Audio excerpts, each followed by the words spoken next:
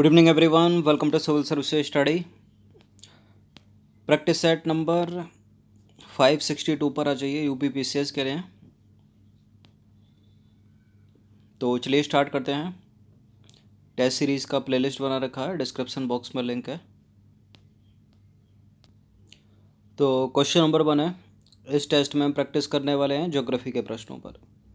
इलायची पहाड़ियों से रिलेटेड कुछ स्टेटमेंट है यहाँ पर, बताना कि इनमें से कौन सा करेक्ट है। इलायची पहाड़ियाँ पश्चिमी घाट में स्थित हैं और केरल और तमिलनाडु के बीच सीमा का निर्धारण करती हैं और विश्व धरोहर सूची में शामिल है। बताइए।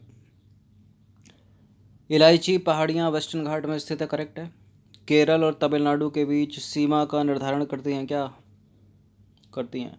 विश्व धरोहर है, नहीं है। थर्ड को एलिमिनेट कर दीजिए, फिर केवल एक और दो हो जाएगा इसका आंसर। तो इलायची पहाड़ियाँ केरल और तमिलनाडु में स्थित है, वेस्टर्न घाट में स्थित है, ठीक है। और इलायची पहाड़ियाँ मिर्च और कॉफ़ी की खेती के लिए प्रसिद्ध हैं। इलायची, मिर्च और कॉफ़ी की खेती, कार्डमम हिल्स बोलते हैं इनको। नंबर 2 है, निम्नलिखित में से मध्य प्रदेश का कौन सा शहर शिप्रा नदी के तट पर बसा हुआ है? शिप्रा नदी के तट पर बसा हुआ है उज्जैन, ठीक है। तो देखिए, शिप्रा नदी निकलती है विंध्य पर्वत श्रृंखला से और काकरी वर्दी पहाड़ियाँ उसमें, ठीक है। और चंबल की ट्रिब्यूटरी है, चंबल में समाहित हो जाती है। और चंबल यमुना की ट्रिब्यूटरी है, ठीक है। यमुना गंगा की है, गंगा गिर गई बंगाल की खाड़ी में। देखिए, उज्जैन में इस नदी के तट पर, किस नदी के तट पर? शिप्रा नदी के तट पर 12 वर्षों के बाद कुंभ का मेला लगता है। चंबल नदी निम्नलिखित में से किस राज्य से होकर नहीं बहती है? चंबल नदी बहती है मध्य प्रदेश में, चंबल नदी बहती है राजस्थान में, चंबल नदी बहती है उत्तर प्रदेश में, गुजरात नहीं होगा। एक चंबल रिवर सेंचुरी है उत्तर प्रदेश, मध्य प्रदेश और राजस्थान की संयुक्त सीमा पर। क्या पाया जाता है वहाँ पर? घड़ियाल। तो चंबल जो है यमुना की ट्रिब्यूटरी है। चंबल नदी मध्य प्रदेश राजस्थान में बहने के बाद उत्तर प्रदेश में बहती है, फिर यमुना में मिल जाती है, यमुना गंगा में मिल जाती है और गंगा बंगाल की खाड़ी में मिल जाती है। सरहिंद नहर एक, ठीक है। सरहिंद नहर किस नदी पर स्थित है? सरहिंद नहर व्यास पर नहीं है। व्यास नदी कहाँ से निकलती है? व्यास कुंड से, ठीक है। सतलज उत्तर है इसका।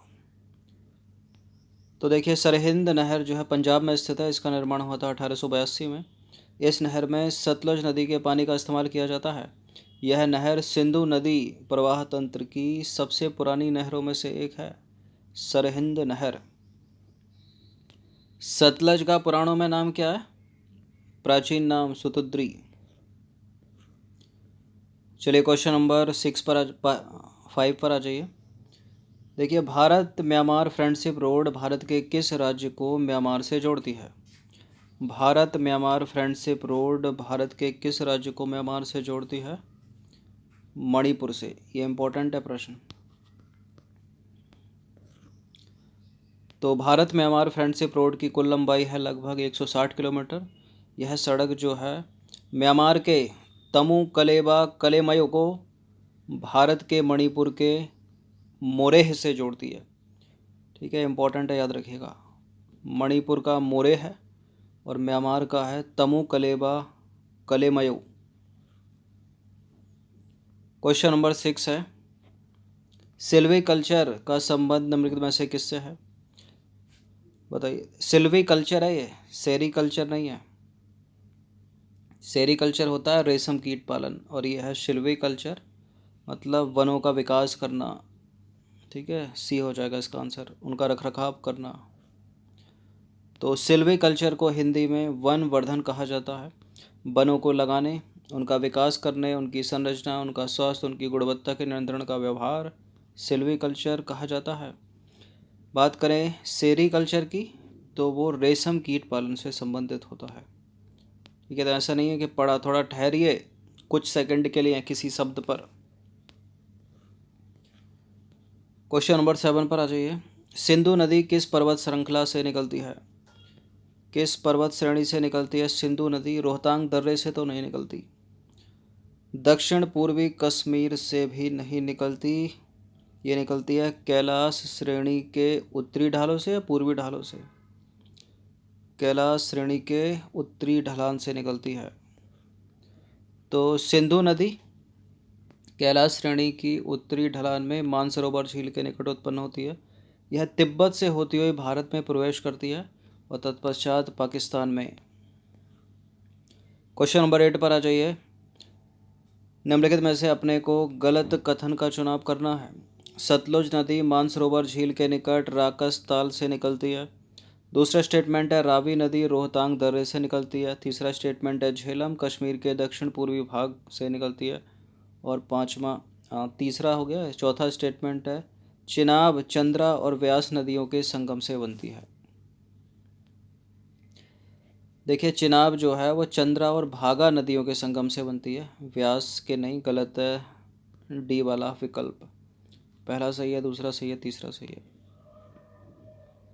तो चिनाब नदी चंद्रा और भागा नामक दो नदियों के संगम से बनती है। यह दो नदियां हिमाचल प्रदेश के लाहौल स्पीति डिस्ट्रिक्ट से निकलती हैं। तांदी नामक स्थान पर इन नदियों का मिलन होता है, संगम होता है, ठीक है, चंद्रा और भागा का। फिर चिनाब नदी को हिमाचल प्रदेश में चंद्रभागा नदी कहा जाता है, याद रखिएगा। क्वेश्चन नंबर 9 पर आ जाइए। डंकन दर्रा डंकन पास निम्नलिखित में से किन स्थानों को अलग करता है? देखिए डंकन दर्रा है साउथ अंडमान, ठीक है, दक्षिणी अंडमान और छोटा अंडमान, मतलब लिटिल अंडमान के बीच में यहाँ। तो इसका आंसर हो जाएगा दक्षिणी अंडमान और लिटिल अंडमान, डी। तो डंकन दर्रा दक्षिणी अंडमान व लिटिल अंडमान के बीच स्थित है। डंकन दर्रा हिंद महासागर में स्थित एक जलडमरू मध्य है, एक जल संधि है, ठीक है। यह लगभग 48 किलोमीटर चौड़ा है डंकन दर्रा। तो यह अंडमान का भी क्रम उत्तर से दक्षिण की ओर पूछा जाता है, याद रखिएगा। सबसे उत्तर में उत्तरी अंडमान, उसके नीचे मध्य अंडमान, उसके नीचे दक्षिण अंडमान, उसके नीचे है छोटा अंडमान या लिटिल अंडमान। दक्षिण अंडमान इसको मत कर देना, ये टूटा हुआ अलग है इन तीनों से, ठीक है, इसलिए इसको छोटा लिटिल अंडमान बोलते हैं। दक्षिण अंडमान इसको बोलेंगे, याद रखिएगा। क्रम यही है इनका, उत्तर से दक्षिण की ओर जाते हुए और दक्षिण से उत्तर जाते हुए हो तो छोटा अंडमान सबसे पहले आएगा, उसके बाद दक्षिण अंडमान, मध्य अंडमान, उसके बाद उत्तरी अंडमान। तो यह है डंकन पास, ये साउथ अंडमान हो गया और ये हो गया लिटिल अंडमान या छोटा अंडमान, इनके बीच में, मतलब इन दोनों के बीच में डंकन पास। 10वां प्रश्न आसान सा प्रश्न है। FRI भारतीय वन अनुसंधान संस्थान किस स्थान पर स्थित है? यह है उत्तराखंड में, उत्तराखंड की राजधानी देहरादून में। तो भारतीय वन अनुसंधान संस्थान यानी FRI forest research institute Uttarakhand के देहरादून में स्थित है। इसकी स्थापना हुई थी 1906 में, मुस्लिम लीग वाला टाइम। क्वेश्चन नंबर 11 पर आ जाइए। निम्नलिखित में से कौन सा जल स्रोत भारत के दक्षिण पश्चिम और मालदीव के पूरब में स्थित है? भारत के दक्षिण पश्चिम की बात कर रहा है, ये इधर मालदीव के यहाँ होना चाहिए वो। मन्नार की खाड़ी तो यहाँ एलिमिनेट कर दीजिए, पाक स्टेट भी यहाँ है, ये भी हट जाएगा। तिमोर सागर कहाँ पर, ये ऑस्ट्रेलिया के ऊपर यहाँ है, तो इसको तो हटा ही दीजिए। लक्षद्वीप सागर हो जाएगा यहाँ, तो ए हो जाएगा। तो लक्षद्वीप सागर की सीमा भारत, मालदीव और श्रीलंका से लगती है, ठीक है। इसका कुल क्षेत्रफल है 7,86,000 वर्ग किलोमीटर। 12वां प्रश्न है। अमरावती जलाशय भारत के किस राष्ट्रीय उद्यान में स्थित है? अमरावती जलाशय है भारत के इंदिरा गांधी वन्यजीव अभयारण्य में, ठीक है, ए है इसका आंसर। तो अमरावती जलाशय तमिलनाडु के इंदिरा गांधी वन्यजीव अभयारण्य में स्थित है। इंदिरा गांधी वन्यजीव अभयारण्य का नाम बदलकर अब अन्नामलाई टाइगर रिजर्व कर दिया गया है। क्वेश्चन नंबर 13 पर आ जाइए। गुजरात के निकट कौन सी पर्वत श्रृंखला शुरू होती है जो पूरब में महाराष्ट्र और मध्य प्रदेश होते हुए छत्तीसगढ़ तक जाती है? कौन सी है वो?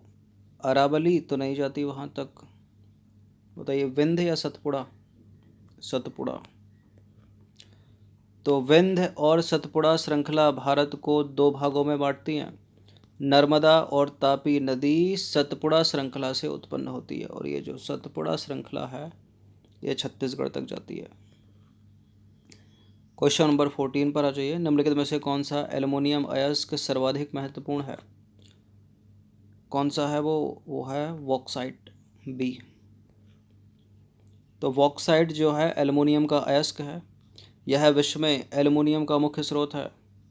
देखिए इसमें गिब्साइट, बोमाइट तथा डायस्पोर और लोहे के जो है 2 ऑक्साइड, कौन कौन से हैं वो? गोथाइट, हेमाटाइट, एनातेज, ठीक है, इनकी अल्प मात्रा जो है इसमें मिश्रित होती है।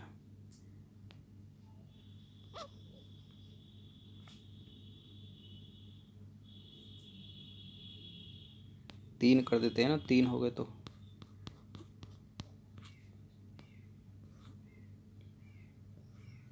क्वेश्चन नंबर 15 पर आ जाए, अंतिम प्रश्न है ये। तमिलनाडु का जैन कोदम निम्नलिखित में से किस खनिज के लिए प्रसिद्ध है? तमिलनाडु का जैन कोदम है लिंगनाइट कोयले के लिए। निकृष्ट प्रकृति का कोयला होता है निकृष्ट, ठीक है, लिंगनाइट कोयला। सबसे अच्छा कोयला एंथ्रेसाइट कोयला, उसके बाद बिटुमिनस। तो देखिए लिंगनाइट जो है निकृष्ट वर्ग का कोयला है, पत्थर का वो भी।